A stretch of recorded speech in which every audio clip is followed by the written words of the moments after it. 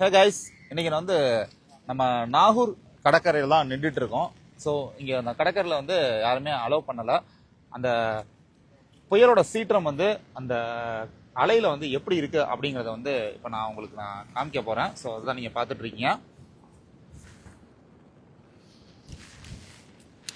So யாருமே இல்லை பாருங்க. ஸோ இங்கே வந்து எல்லாம் ஃபுல் பாதுகாப்போட, ஸோ பப்ளிக் யாரையுமே அவங்க வந்து உள்ள விடலை.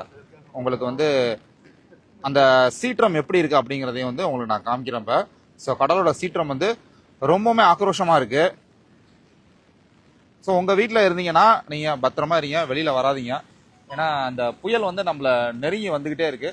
என்னால் கிட்ட போய் எடுக்க முடியலை. ஸோ நீங்க பாக்குறீங்க பக்கத்தில் பார்த்தீங்கன்னா 2 நாள் பெஞ்ச மழையில இந்த ஏரியா ஃபுல்லாவே வந்து உங்களுக்கு அந்த தண்ணியாவே நிரம்பிட்டு பாருங்க. உங்களுக்கு தெரியுதா? ஸோ இங்கே வந்து தடை போட்டிருக்காங்க. இதை தாண்டி வந்து மக்கள் வரக்கூடாது அப்படிங்கிறதுக்காக. இந்த பூங்கா தெரியும் உங்களுக்கு.